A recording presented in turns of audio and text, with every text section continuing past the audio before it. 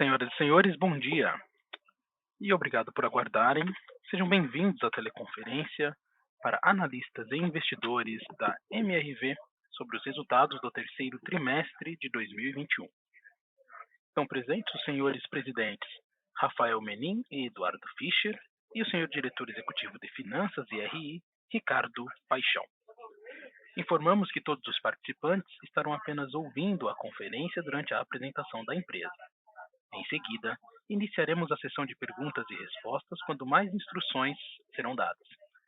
Caso algum dos senhores necessite de alguma assistência durante a conferência, queiram, por favor, solicitar a ajuda de um operador digitando *0. Agora gostaria de passar a palavra para o presidente, o senhor Rafael Menin. Por favor, senhor Rafael, pode prosseguir. Bom dia a todos, obrigado pela participação em mais um call conosco. É sempre um prazer a gente ter essa oportunidade de fazer esse bate-papo. Bom, eu começo aqui falando, a gente não pode deixar de dizer, né, da preocupação que a gente tem com o presente e principalmente em relação a essa subida repentina dos custos, né, essa inflação altíssima ocorrida no setor nos últimos trimestres. Também, né, a recente subida dos juros. Isso fez com que o PCVA ficasse um pouco mais atrativo no aspecto econômico, mas, por outro lado, a demanda continua muito grande, né? E, obviamente, isso nos incomoda um pouco quando a gente vê uma queda de rentabilidade de um setor que a gente tem um histórico tão grande, de entregas muito acima da média, muito acima da média do setor. Por outro lado, o que a gente tem observado é que esse setor ele tem experimentado uma redução na concorrência e o volume de contratação no Brasil tem reduzido trimestre a trimestre, né? Então, eventualmente, a gente acha que pode haver uma oportunidade ou algum tipo de incentivo para que seja feito algum ajuste, para que seja recuperado os economics do programa e um novo incentivo para que o programa volte a desempenhar um papel tão importante quanto ele desempenhou nos últimos anos, né? E mal bem também esse cenário de menor concorrência, ele abre oportunidades, né? Como eu disse, a gente vem conseguindo ganhar market share em algumas cidades, a gente já vê um cenário menos competitivo para a compra de terrenos, que foi algo parecido com o ocorrido há 6, 7 anos atrás, né? O setor como um todo piorou um pouco, né? Mas um cenário de menor concorrência abre oportunidades muito importantes olhando o universo de médio e longo prazo. E é o que a gente está olhando, o que a gente está experimentando no presente momento. Mas, por outro lado, olhando o aspecto positivo, olhando para frente, por médio e longo prazo, a estratégia definida por nós há 3 anos atrás, de colocar de pé a nossa plataforma habitacional através da MRV e Co, ela vem sendo executada com maestria, com perfeição. Se a gente pegar as subsidiárias Urba, Sensia e HS, as 3 crescem a taxas próximas a 100% ao ano. E vão continuar crescendo. Todas as 3 estão em mercados excepcionais. Quer dizer, não falei da Lugo, são as 4 subsidiárias. Todas as 4 crescendo 100% ao ano, né? Com uma estratégia super bem delineada e uma execução muito bem feita. Vale ressaltar que a HS hoje tem 3,5 bilhões de reais em ativos a serem vendidos nos próximos trimestres, né? A gente tem visto alguns relatórios dizendo que a venda de propriedade da HS ainda é algo não recorrente. Isso vem deixando de ser verdade. Nos últimos 2 trimestres, nós vendemos propriedades na HS, vamos vender no 4º tri, vamos vender no 1º tri do ano que vem. Enfim, a HS passa a ser uma operação com resultados consistentes em todos os trimestres. A Lugo também está com um projeto extremamente vencedor, vacância próxima de 0, os novos projetos despertando, a despeito do que a gente está vendo no mercado de FIIs, a Lugo tem despertado interesse de vários fundos e a gente, inclusive, começou um processo de venda de parte do portfólio no valor de aproximadamente R$ 500 milhões. A Urba, como foi reportado aí no release, também vem tendo um desempenho muito bom, margem bruta próxima de 50%. Todos os projetos colocados à venda têm tido um desempenho espetacular e é uma empresa, como dito anteriormente, que vem crescendo aí 5% ao ano, e a gente tem muita segurança que será uma subsidiária cada vez mais representativa dentro do portfólio MRV&Co. A gente colocou lá atrás no plano de negócios que ela será uma empresa que fará 15 mil lotes por ano, e a gente está muito seguro que esse projeto nosso vai ser entregue. Eu queria enfatizar que o somatório da nossa histórica é a capacidade de execução, e a consolidação da plataforma faz com que a MRV&Co seja um case único no setor. E a despeito disso, inexplicavelmente, a gente é hoje uma das empresas mais baratas do setor e no setor que está com valuation no chão. Então, a gente enxerga, usei o termo no último trimestre, que nosso valuation está ridículo, eu continuo achando que ele está ridículo e tenho certeza que vai haver uma recuperação importante nos próximos trimestres. E aí uma opinião minha, quando a gente roda os cenários aqui da HS, o valuation da HS isolada é aproximadamente o valor do market cap da MRV atual. Mas como é que a gente enxerga isso, gente? Isso é uma maratona, nós já passamos por momentos bons, momentos um pouco piores, momentos excepcionais. A gente é uma empresa muito resiliente, temos um time diferenciado e uma capacidade de fazer única. Então, a gente continua totalmente positivo que o nosso projeto MRV 80.000 ele vai ser executado e essa nossa capacidade de atuar em tantos segmentos de mercado, em 2 países, em mais de 180 cidades nesses 2 países, faz com que as perspectivas para a MRV&Co sejam completamente diferentes do resto do setor. Então, eu deixo aqui um recado de otimismo, mesmo sabendo que a gente está passando por um momento um pouco desafiador no Brasil, mas olhando para o médio e longo prazo, eu tenho certeza absoluta que a MRV&Co vai entregar um resultado incrível nos próximos anos. Agora eu vou passar a palavra para o Kaká, que vai fazer algumas considerações adicionais. Bom, obrigado, Rafa. Um bom dia a todos. Eu queria trazer um pouco mais de detalhes financeiros sobre a operação da nossa plataforma MRV&Co. Começar aí pelo nosso principal desafio, a margem bruta. Apresentamos uma margem bruta estável versus o segundo trimestre de 2021. Como reportado no trimestre passado, a gente já havia feito todos os ajustes existentes à época de forma tempestiva, referentes ao aumento da matéria-prima.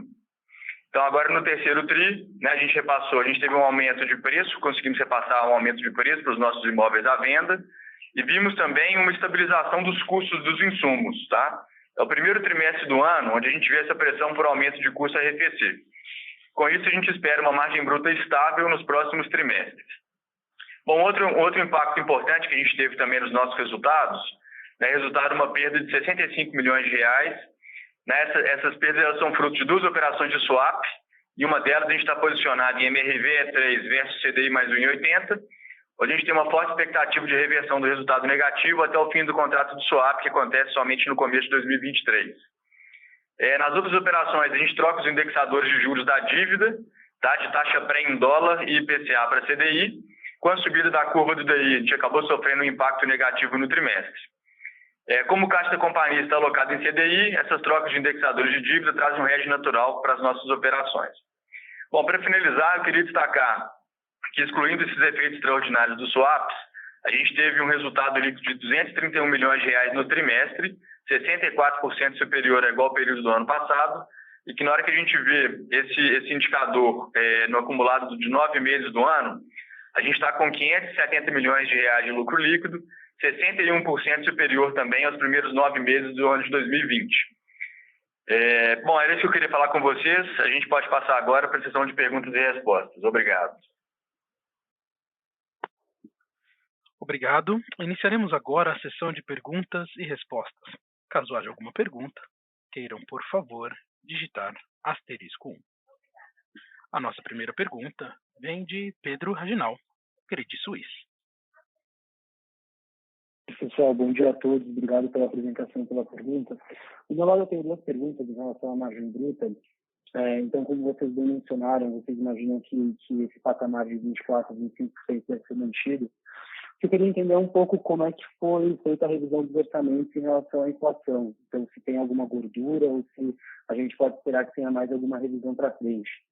E, em segundo lugar, ainda sobre a questão da margem bruta, o que eu queria entender é olhando assim, o plano de expansão em número de unidades. Então, assim, em ordem de, para manter essa margem bruta, vocês talvez podem rever para baixo esse plano de expansão, ou se talvez a gente ainda pode ter uma perda de velocidade de vendas e priorização a preço mesmo. Obrigado. Ô Pedro, tudo bom? É o Fischer aqui. Eu vou te responder a primeira pergunta. Eu vou pedir para você repetir a segunda, porque eu não consegui entender direito aqui. Bom, vamos lá. Em relação à margem, sim, como a gente até disse aí no release, a nossa expectativa é que essa margem fique nesse patamar para os próximos trimestres, né? A gente fez esse aumento de custos aí ao longo dos últimos meses forte para poder ofertar esse aumento que também foi muito forte. Como o Kaká bem falou ali no início, tudo que a gente identificou como pressão de custo já foi repassado para os nossos orçamentos e, consequentemente, para a margem, né? Obviamente, você perguntou aí de gordura, a gente tem algumas métricas aqui dentro para também nos proteger e dar uma certa linearidade nas nossas margens, que a gente considera na hora de fazer as viabilidades e na hora de capturar receita. Então, a gente sempre tem um cenário com um certo grau de conservadorismo, que é uma característica nossa aqui, tá? Em paralelo a isso, eu enxergo, tá, alguns upsides que a gente pode ter, que a gente está construindo isso, né? Obviamente, isso vai entrar na nossa DRE ao longo do tempo, né? Algumas iniciativas que a gente está fazendo para poder reduzir custo, aumentar a produtividade, que eu acho que tem a capacidade de trazer resultados melhores no futuro, tá? Então, olhando para hoje e para os próximos trimestres, esse deve ser o patamar de margem, tá? Mas eu não vejo nenhuma surpresa no radar aí que possa trazer esse número para baixo, tá? Se você puder repetir a segunda pergunta, por favor, Pedro. Claro, posso sim. Obrigado, Fischer. A segunda pergunta que eu queria entender é se vocês enxergam que tem espaço para uma perda ainda de velocidade de vendas em função do aumento de preço. Ou seja, se daqui para frente vocês devem priorizar a margem e aí, se for necessário, talvez perder um pouco de velocidade de vendas, mas manter um volume alto de lançamento, ou se talvez vocês podem rever esse volume de lançamento para baixo em função de manter uma velocidade de vendas acelerada e manter a margem nesse patamar. Beleza, Pedro, vamos lá.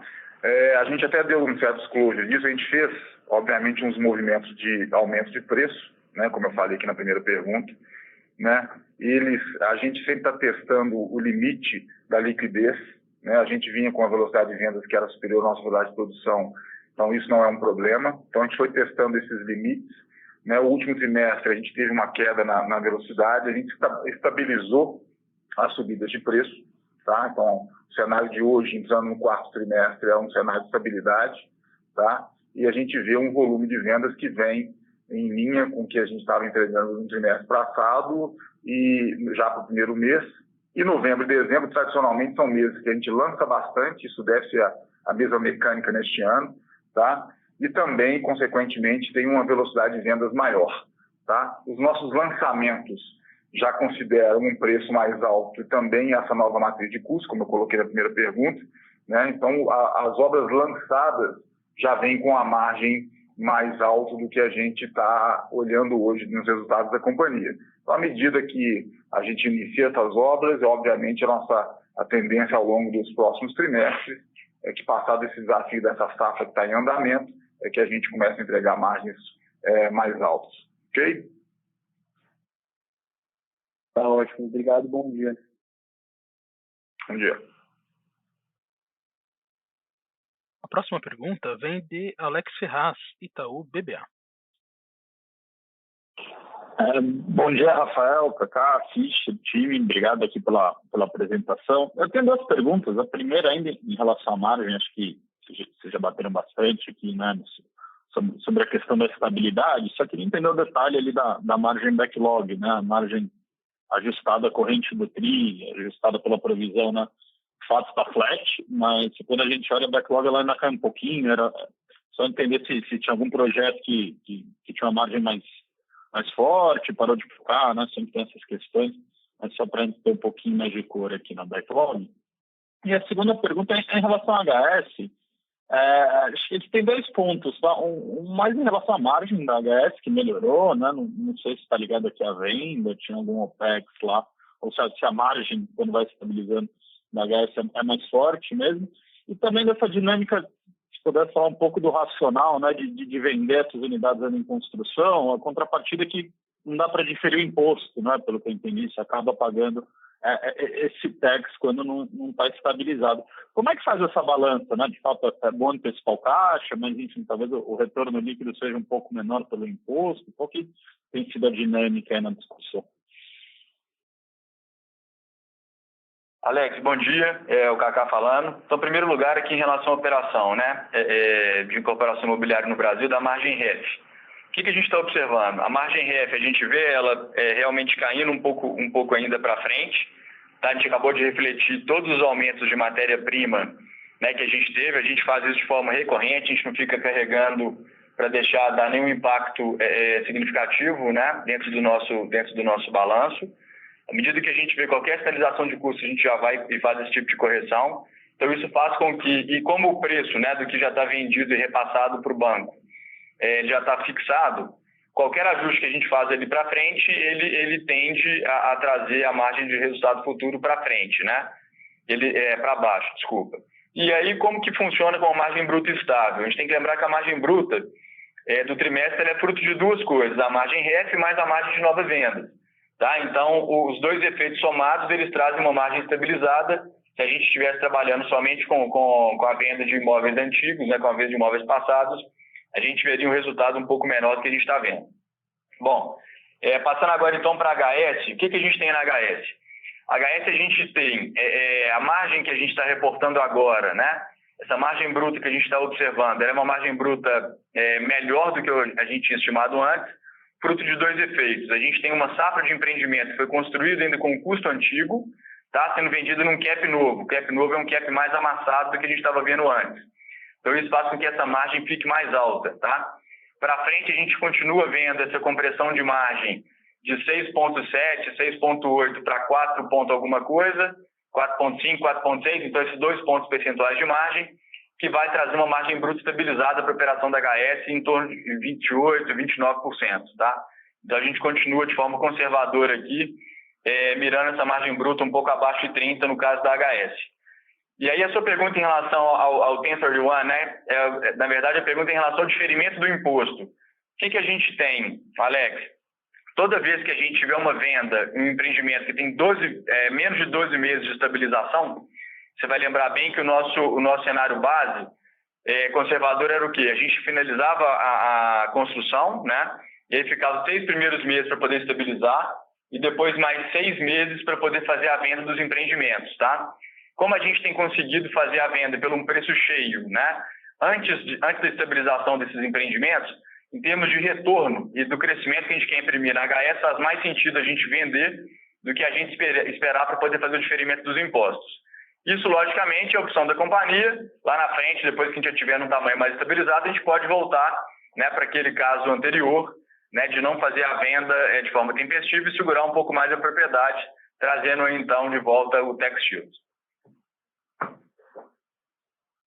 Tá ótimo, ficou bem claro.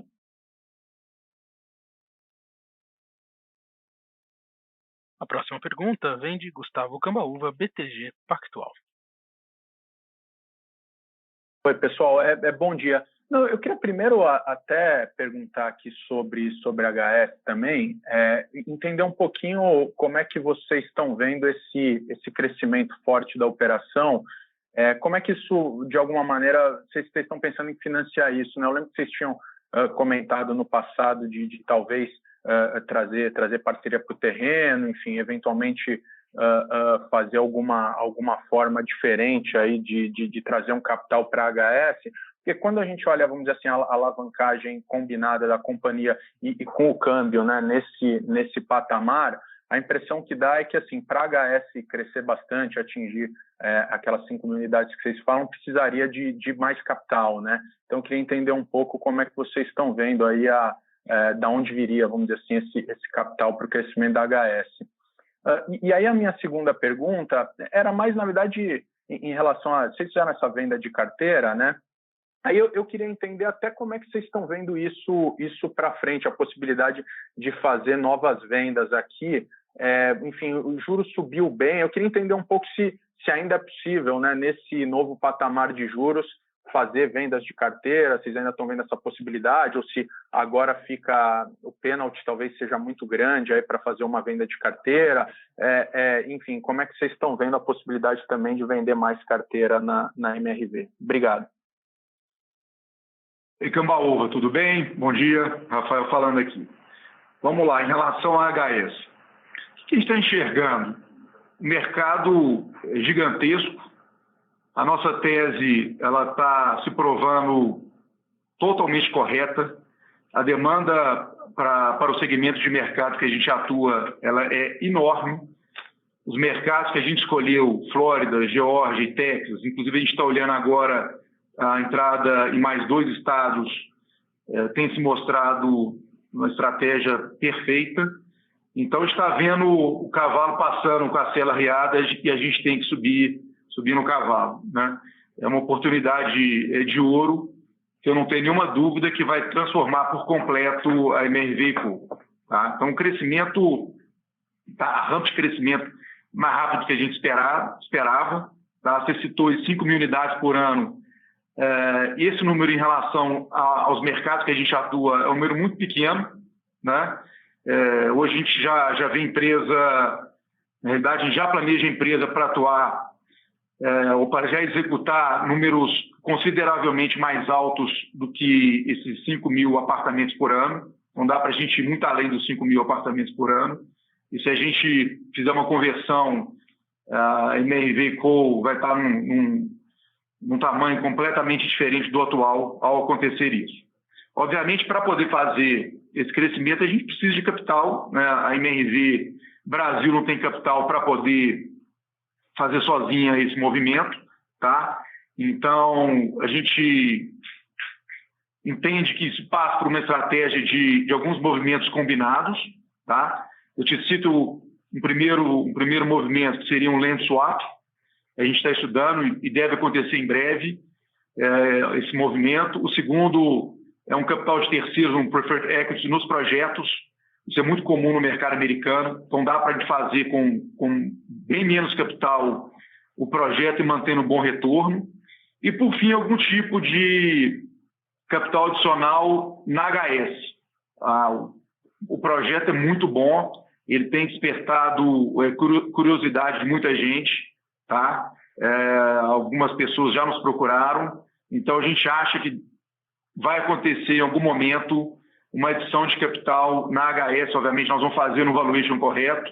Então, a combinação dessas três estratégias permitirão que a HS consiga trilhar esse crescimento sem sobrecarregar o balanço da MRV aqui no Brasil.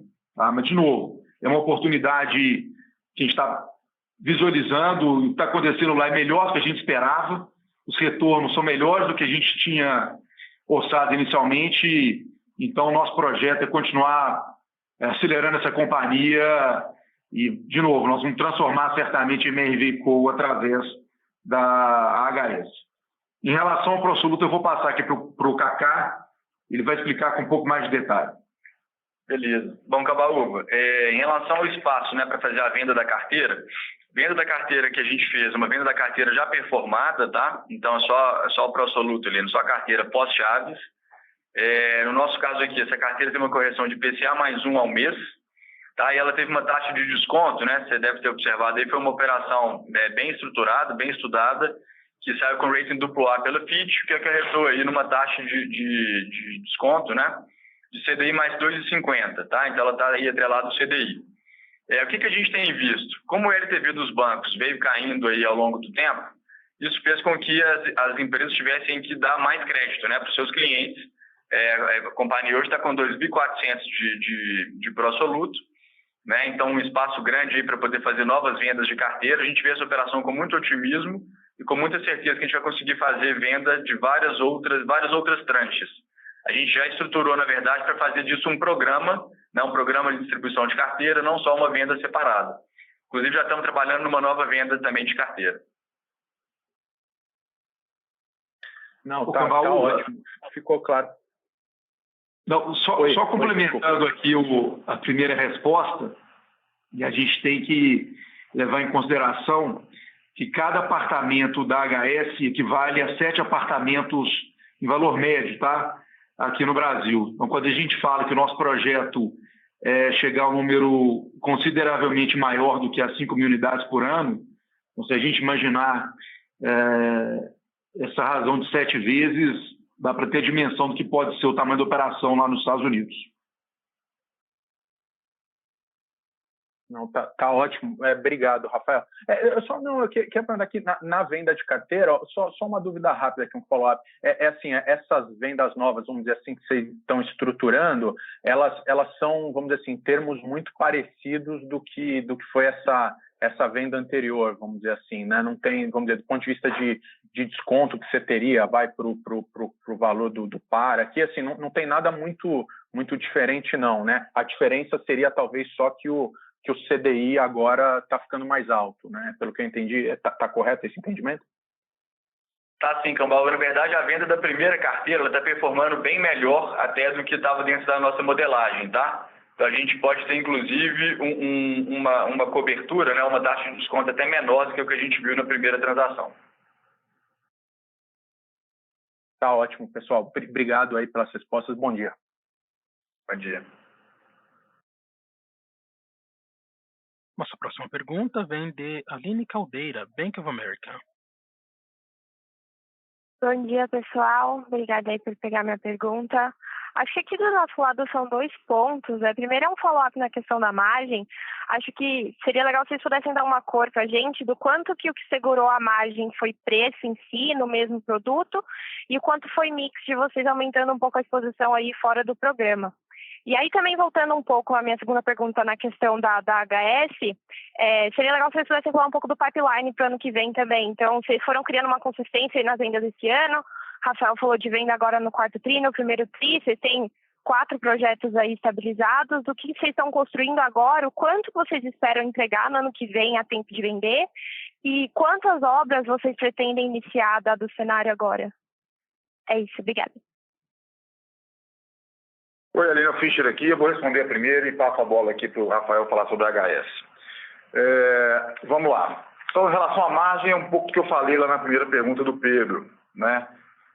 Todo o aumento de custos já está nos nossos orçamentos, não existe surpresa aí.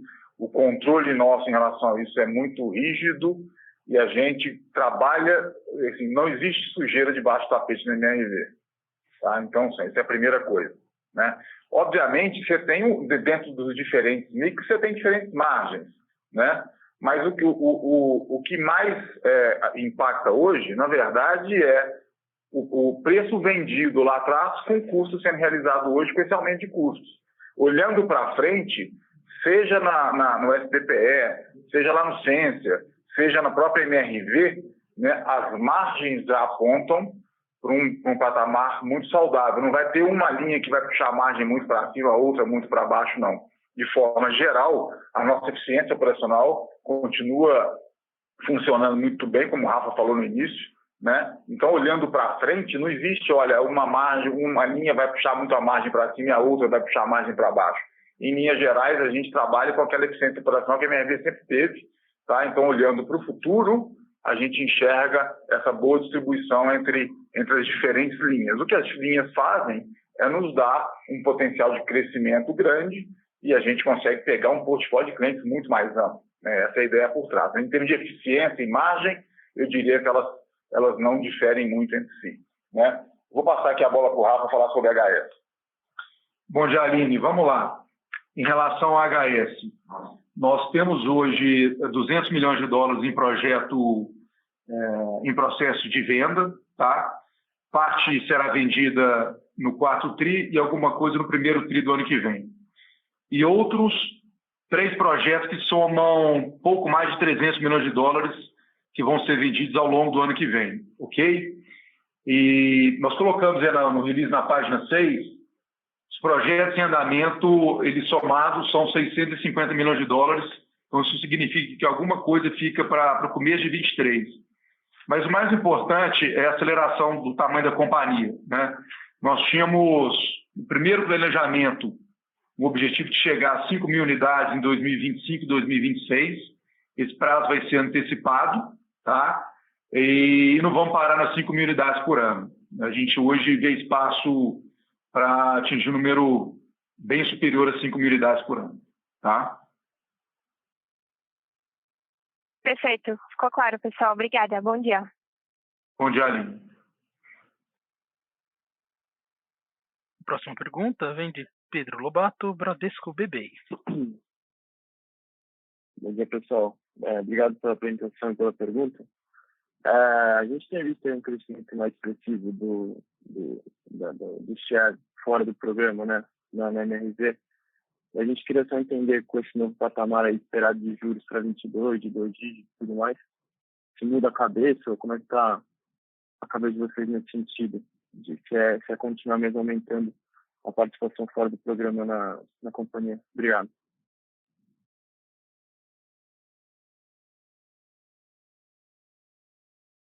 O Pedro Fischer aqui. Olhando para o share fora do Casa Verde e Amarela, né, obviamente ele já vem crescendo aí, uma parte dele inclusive vem da HS, né, mas ele vem crescendo e a tendência é que essas linhas, seja o Class, que é o primeiro fora do programa, e o Sensa, que já é um pouco acima, também continuem crescendo ao longo de 22, 23, etc., apesar dessa subida de juros, que no fim, até agora, não tem nenhum efeito prático muito pesado, não, porque essas taxas nunca foram tão baixas assim, mesmo com a Selic a 2%. Né? O ponto importante aí é o seguinte: nesses mercados que a gente está atuando com essa linha nova, a gente roda num patamar que o mercado não roda. A gente achou ali um buraco, um vazio, onde a gente consegue atuar e crescer, onde a maior parte do mercado não está. Né? E aí, quando a gente consegue capturar share, crescer, né, pegando um cliente que está imediatamente acima do verde e amarelo ou até um pouco além. Né? Então, a gente está bem confortável com isso. O desempenho que a gente tenta dar disclosure disso ao longo dos meses tem sido muito forte, tá? E a tendência é que a gente vá fazendo essa linha crescer sem perder crescimento também na nossa linha core, que é o CVA. Né? Então, assim, a gente está bem otimista e os sinais são positivos. Tá? Então, a gente continua com crescimento nessas duas linhas fora do CVA aí. É claro. Muito obrigado. Bom dia, pessoal. Próxima pergunta vem de Thaís Alonso, Citibank. Oi, bom dia. Tudo bem com vocês? Minha primeira pergunta é em relação ao HS. Vocês comentaram agora no call que vocês vão para alguns outros estados, correto? E como que vai, queria entender operacionalmente como que vai ser a entrada desses novos estados, porque vocês sofreram um pouco com a implantação das primeiras obras da HS, né? Baixa produtividade, alguns problemas de obra que tiveram que baixaram a margem dos produtos. Vocês devem enfrentar esse mesmo problema nessa expansão, vocês vão ter essa dor de crescimento. E a segunda pergunta é em relação à margem em relação a Lugo e Urba, como que vocês veem o planejamento de expansão dessas duas empresas de vocês diante de um cenário de mais juros e dificuldade de reciclagem de ativos por falta de atratividade? Obrigada. E Thaís, bom dia. Vamos lá. O que aconteceu na HS foi um projeto apenas, que foi o primeiro projeto feito com forma de alumínio. Essa metodologia não é usada nos Estados Unidos, então não tinha um fornecedor correto para a forma e por aí vai. Então, a gente teve, obviamente, uma curva de aprendizado no mercado local e todos os projetos executados na sequência, que já foram 6 projetos, ficaram dentro do orçamento sem nenhum problema. Tá? Então, não há expectativa nenhuma de ter perda de produtividade ou uma rentabilidade menor nos projetos feitos nos outros estados. O que está acontecendo no mercado americano é um pouco de inflação, né? Os custos dos materiais subiram. Por outro lado, o cap de saída reduziu, né? A margem bruta, no fim do dia, ela está ficando dentro de espera, até um pouco acima do que a gente tinha orçado no plano original. Tá? Então, essa perda de produtividade, uma menor eficiência nos projetos novos em outros estados, a gente está muito seguro que não vai acontecer. Tá? A tecnologia está super dominada. E vamos lembrar que a gente faz no Brasil 40 mil apartamentos por ano com essa tecnologia. Então, obviamente, tem muita troca de informação. O time da HS tem vindo ao Brasil aprender conosco, discutir as melhores práticas. Então, o aprendizado já foi todo incorporado. Tá? Então, certamente não vamos ter uma margem ruim em função de não executar corretamente esse processo em novos estados, tá bom? Eu vou deixar agora a segunda pergunta em relação a Lugo e Urba para o Kaká responder. Bom dia. Oi, Thaís, tudo bem? Então, vamos lá. Começando aqui pela Urba, né, você perguntou aí como que está o cenário de crescimento dentro do pipeline. Bom, a gente tinha até colocado no prospecto da Urba do ano passado, era uma companhia que saía de 1.000 lotes por ano para chegar em 15 mil, né? Esse ano a gente deve chegar em algo como 3.500, então já é um crescimento bem expressivo em relação ao ano passado, tá? Se a gente pega os dados de venda, comparando aí 9 meses de 21, né, contra 9 meses de 20, por exemplo, a gente tem 200% de crescimento, né? A gente tem um número que é quase o triplo do que a gente fez no ano passado. Acho que esse apelo da casa própria, apelo de morar em casa, principalmente no interior de São Paulo, no centro-oeste, algumas cidades ali também no norte do Paraná, tem um apelo muito grande. Então, sempre que qualquer lançamento que a gente tem feito, né, com produtos bem diferenciados aí, no caso da Urba, a gente tem tido um sucesso de vendas muito grande, tá? Então, a gente tem um pipeline grande de projeto na Urba para poder lançar. Então, o plano, na verdade, ele já está totalmente estruturado e sendo executado. A gente não está observando nenhum risco aqui em relação a isso. No caso da subida de juros que você perguntou, né, a maioria absoluta das vendas da Urba elas são feitas com planos de financiamento próprio, planos então bem mais curtos também, tá? Onde a gente não vê aí então o impacto de Selic ou CDI podendo impactar negativamente a compra desses lotes. Bom, no caso da Lugo, o que a gente observa? O Rafael até colocou na abertura que, embora os FIs, né, estejam tradando bem abaixo, o que a gente vê, na verdade? A gente tem muito investidor, né, Thaís? Principalmente investidores de longo prazo, investidores mais acostumados com o mercado de propriedade, não só no Brasil como fora, tá? Que eles enxergam, eles vão muito pelas macro tendências, né? Então, eles enxergam o quê? Pô, aluguel é uma realidade no mundo inteiro. Por que não será no Brasil? O Brasil tem população gigante, então o mercado de aluguel totalmente sucateado, né? Apartamentos velhos, apartamentos que não foram feitos para esse negócio. Então, ter um business de multifamily, né, no Brasil parece um no-brainer, né? Não tem por que não ter. Tá? E na hora que esses players querem investir e sair do eixo ali Rio-São Paulo, né, sair da alta renda de São Paulo, vamos colocar assim, só tem um player para poder fazer isso hoje. Esse player somos nós, tá? Então, acho que o plano da Lugo ele é super agressivo de crescimento, tá? A gente colocou, ele realmente deu esse disclosure, né? Já colocou esses quase 500 milhões de reais de lançamento, porque a gente efetivamente já está avançando as negociações disso, tá? E a gente deve ter surpresa positiva do lado da Lugo em breve para poder dar mais detalhes para vocês. Obrigada. Nada. Próxima pergunta vem de Marcelo Mota, Banco JP Morgan. Bom dia a todos. 2 perguntas rápidas também. Primeiro, se vocês pudessem comentar um pouco sobre vendas líquidas. Enfim, o terceiro TRI acabou sendo um pouquinho mais fraco aí. Enfim, a velocidade de vendas caiu um pouco. Vocês até comentaram aí no começo da apresentação que, enfim, novembro e dezembro geralmente são fortes, que outubro também estava vindo bem. Então, só entender um pouco aí, se vocês pudessem dar um pouco mais de comentário sobre o que vocês estão esperando nessa linha dentro do do quarto TRI, e também, recentemente, vocês aprovaram a compra da Prime, né? Enfim, imagino que é super pequeno em termos de desembolso de caixa, enfim, é até parcelado em 4 anos, se a gente não está enganado aqui, mas só entender, enfim, se poderia ter alguma questão, enfim, de impacto em margem, free cash flow, só entender um pouco mais dessa transação. Obrigado, gente. Como o Otto Fischer aqui, eu vou responder a primeira e passo a bola para o Kaká responder a segunda para você. Vamos lá, vendas líquidas. De fato, é o que eu falei no início, o quarto trimestre é um trimestre tradicionalmente forte, porque tem mais demanda, você tem mais lançamentos, o mercado trabalha melhor, você tem um Black Friday acontecendo daqui a pouco, isso ajuda a movimentar bem o mercado. Então, a gente está bem otimista aí que o quarto T vai ser um quarto muito bom, um quarto muito bom, como sempre, tradicionalmente é, né? Em relação ao trimestre passado, a gente teve, de fato, uma venda menor do que a gente esperava. Você tem que lembrar que a gente teve uma subida de preços exatamente nesse período.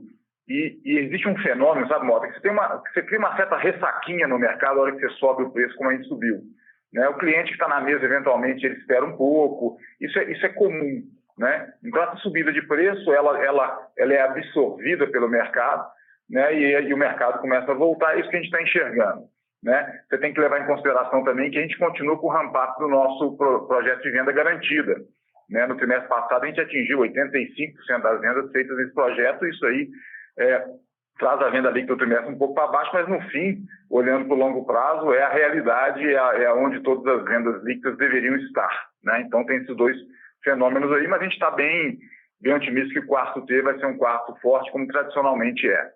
Vou passar a bola para o Kaká te responder sobre a Prime. Bom, Mota, vamos lá. A Prime, hoje, ela está com uma operação bastante redonda, está apresentando, inclusive, margem bruta aí acima da margem bruta média da MRV, então ela está numa operação bem estabilizada. Então, a gente fica muito confortável de fazer esse movimento, né, de comprar o restante da participação da Prime. Já tem uma integração enorme entre a Prime e a MRV.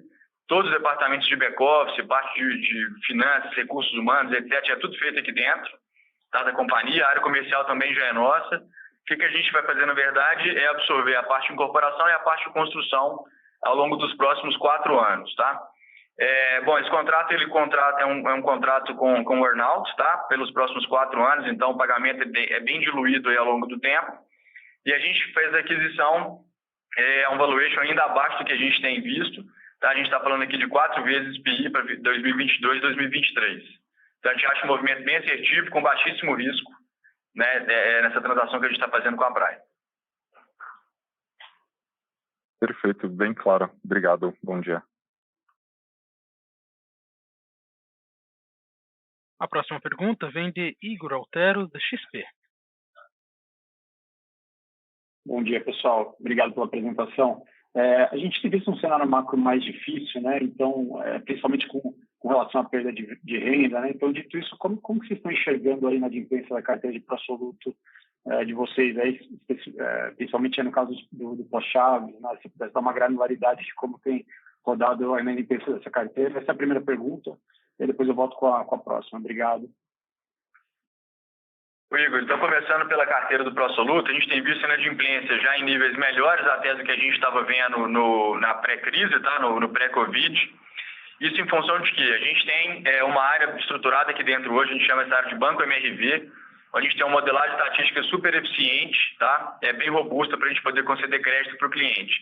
Então, além do cliente ter que passar na régua de crédito imobiliário da Caixa Econômica Federal, né, que é o agente financiador do imóvel, ele ainda tem que passar pelas nossas condições de pagamento, pelas nossas análises aqui, antes de ele se tornar um cliente dentro do MRV. A gente tem conseguido também apertar mais a régua de cobrança, né, dentro do instrumento de condição de dívida que eles têm, retomando o carro, retomando algum outro tipo de bem que o cliente tem. E aí, quando a gente faz isso, a gente tem visto uma reação também bastante forte, né, das pessoas voltarem a pagar em cima disso. Então, assim, a gente está hoje em situação melhor do que a gente estava no pré-Covid. O Igor é o Fischer aqui, deixa eu só pegar a bola quicando do Kaká aqui, vou dar uma atravessada nele. O Kaká citou o banco na verdade, não é uma entidade muito robusta dentro da MRV, com muita tecnologia. A gente analisa o rating do cliente no momento da proposta e com isso a gente desenha que carteira esse cara pode ter, quanto de entrada ele tem que dar. Isso já entrou em operação ao longo dos últimos trimestres E o que a gente vê hoje, a qualidade da carteira está muito melhor, porque a originação dela é feita com muito mais sofisticação e muito mais tecnologia. Então, assim, isso aí nós estamos vivendo um momento muito positivo em relação a isso. Um outro ponto, olhando para o futuro, vocês vão lembrar, a gente desenhou o que a gente chamou lá atrás de linha POP, que chama hoje de linha essencial, né? Que é uma linha de produtos mais simples, né? Com a mesma qualidade MRV, mas mais simples, né? Que permite que a gente venda para uma renda mais baixa, que tradicionalmente tem acesso a um prosoluto menor por conta do subsídio mais alto, tá? E à medida que a gente caminha para 22, essa linha vai ganhando mais peso, tá? E a gente deve ter, para essa linha especificamente, uma exposição menor de carteira e, consequentemente, traz a média da companhia para um patamar mais saudável, tá? Então, só dei essa atravessada no Cacá, porque esses 2 pontos são importantes. Obrigado. Tá perfeito. E a segunda pergunta sobre o segmento da Sensia, né? Como é que vocês estão vendo aí um cenário de um eventual aumento de juros aí mais alto do que a expectativa? Se na cabeça de vocês daria para enquadrar alguma coisa desse segmento no próprio faixa 3 dentro do programa? Se puder dividir com a gente também o que vocês estão esperando em termos de econômicos, como margem bruta, VSO para esse segmento também seria legal. Obrigado. Tá bom, então deixa eu falar aqui, o Igor, é o Ricardo falando, sobre o Sensia. O que a gente tem observado? A gente tem sido muito feliz, né, na compra de terreno e na incorporação dos Sensias, tá? Então são produtos totalmente diferenciados. Não sei se você teve a oportunidade de visitar o Sensia lá em Campinas. Se não teve, já está convidado para você poder ver o que a gente está falando.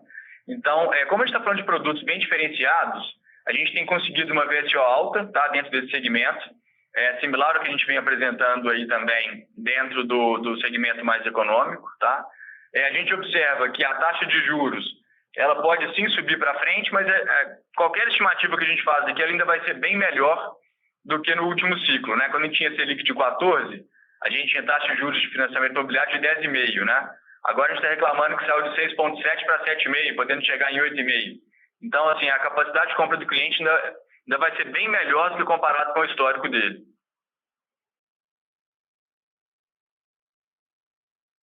Em relação aos econômicos, você perguntou... Desculpa aí, Igor, esqueci um pedaço da sua pergunta. Tá, a gente, então, em relação aos econômicos, né, a gente observa uma margem bruta mais alta, né, do que a gente está observando no segmento econômico, uma margem bruta ali em torno de 33, 34, dentro desse segmento Sensia. E com até o momento uma VSO parecida com o que a gente estava observando antes, tá? Eu acho que naturalmente a VSO ela tende a ser um pouco mais baixa para frente, mas não é o que a gente está experimentando até agora. Perfeito. Sempre só um follow-up, você acredita que dê para enquadrar alguma coisa dentro do programa, na faixa 3? Da faixa 3 aí não dentro do Sensia, tá? Aí a nossa iniciativa, a gente tem 2 linhas de produto, né? A nossa linha Sensia, ela é bem acima disso, a qualidade é bem superior, é um produto totalmente diferente. Como o preço está muito longe, não seria possível enquadrar. Agora você deve lembrar que a gente sempre falava que dentro do nosso produto Classic, que era o nosso SBPE de entrada ali, a gente tinha uma faixa dele, né? E a faixa superior do faixa 3, que a gente até chamava de Flex, onde o cliente pode escolher, ele está dentro do limite do programa habitacional, e ele podia escolher entre pegar um financiamento com base no SBPE ou no FGTS, dependendo do que fosse mais atrativo para ele. O que está acontecendo agora é que, como a gente teve essa redução da taxa de juros dentro do FGTS, né, do Casa Verde Amarela, e foi para 7,16, e a gente teve a subida de juros dentro do SBPE, agora está fazendo mais sentido, sim, uma migração natural, tá? O produto é exatamente igual, o cliente é o mesmo, só que ao invés de tomar financiamento com base em SBPE, faz mais sentido econômico para o cliente ele tomar financiamento dentro do funding do FGTS. Então esse é um movimento que a gente deve ver, sim, e a gente vê de forma muito natural. Tá ótimo, obrigado, Cacá e Fischer. Nada. Lembrando que para fazer perguntas, basta digitar *1. Nossa próxima pergunta vem de Fanny Oreng, Santander. Bom dia, pessoal. Obrigada por tomar a minha pergunta. Tenho 2 perguntas. Primeiro, com relação a toda essa tecnologia, né, de análise de crédito mencionada aí pelo Fischer, queria entender se vocês estão precisando financiar, colocar mais pró-soluto para dentro para compensar esse aumento de preços observado aí em julho desse ano. Essa seria a minha primeira pergunta. A segunda pergunta é com relação à Sensia também, assim, é um produto muito diferenciado, né? Tive a oportunidade de conhecer lá em Campinas e eu achei um produto extremamente diferenciado e até um tanto quanto aspiracional, né? Então, queria entender com relação ao ramp-up dessa operação de Sensia, assim, quando vocês pretendem acelerar, assim, de forma mais consistente o produto e se vocês pensam também em transformar essa unidade em esse segmento, né, em um potencial business unit, dado a execução do projeto que particularmente achei muito, muito bem feito, assim. Então, seriam essas minhas perguntas. Obrigada. Senhoras e senhores, por favor, permaneçam conectados enquanto restabelecemos conexão com os palestrantes. Senhoras e senhores, por favor, permaneçam conectados enquanto restabelecemos conexão com os palestrantes. Senhoras e senhores, por favor, permaneçam conectados enquanto restabelecemos a conexão com os palestrantes. Senhoras e senhores, por favor, permaneçam conectados. Senhor Ricardo, pode prosseguir. Então tá bom. Bom, gente, teve um probleminha técnico aqui. Então, em relação à pergunta da Fanny, né, em relação à concessão de mais pró-soluto, né, o aumento da concessão de pró-soluto em função do aumento dos preços, a gente está tentando e está conseguindo fazer esse aumento dos preços sem que todo esse aumento de preço vire aumento de pró-soluto, tá? Então, uma parte disso vira um incremento pequeno na concessão da carteira, tá? E para combater o risco aí, né, o risco de inadimplência, o que a gente tem feito é colocado planos em que a gente começa pagando, o cliente começa pagando mais no início, é o que a gente chama de plano decrescente, e a parcela dele vai caindo ao longo do tempo. Então, a gente consegue mexer no duration, né? Quanto menor o duration aqui, menor a inadimplência que a gente estima, e com isso um incremento pequeno que a gente tem na carteira de pró-soluto não representa um PDD maior, tá? Bom, em relação à questão aspiracional da linha Sensia, vou passar para o Eduardo. Oi, Fanny. Oi, gente. Bom, desculpe o problema que a gente teve aí, mas vamos lá. Em relação ao ramp-up de Sensia, né? A gente começou, de fato, ano passado, né? Os lançamentos todos um sucesso. A gente vai crescer em escala a partir agora de 22. E o nosso teto inicial, né, eu diria que é algo em torno de 3 mil unidades ano, né, para um preço médio que de hoje R$400 mil, mais ou menos. Né? Então, já é uma operação também robusta. Né? Feito isso, a gente enxerga no Brasil, até pelo porte das cidades onde a gente atua, um potencial muito grande. Então, a nossa primeira ideia é um ramp-up até 3 mil unidades ano, tá? E a partir desse patamar, uma vez ele atingido, a gente faz uma avaliação para continuar essa linha em crescimento, que a gente vê bastante espaço para isso, tá? Fanny, espero que a gente tenha respondido a sua pergunta aí.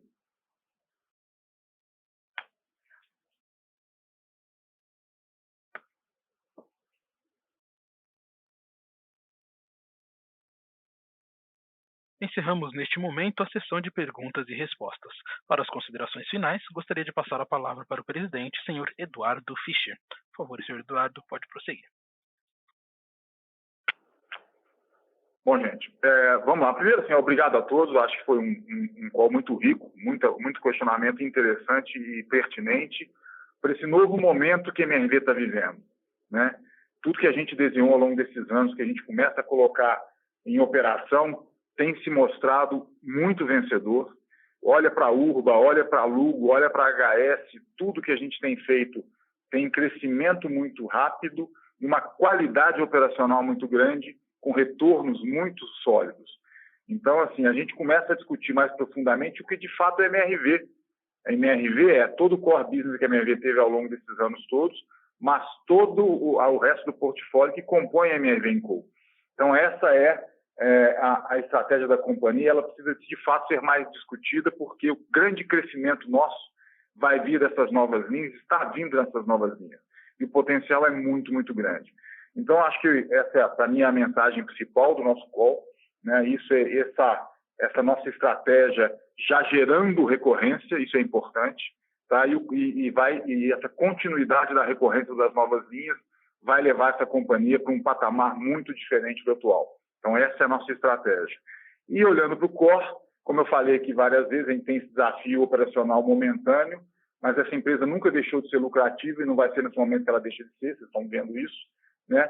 E a gente está muito seguro que o pior passou e que a gente vai conseguir entregar essa eficiência operacional ao longo dos próximos trimestres. E os 2 pontos que para mim são importantes, tá? Obrigado novamente a todos aí, e até o próximo trimestre.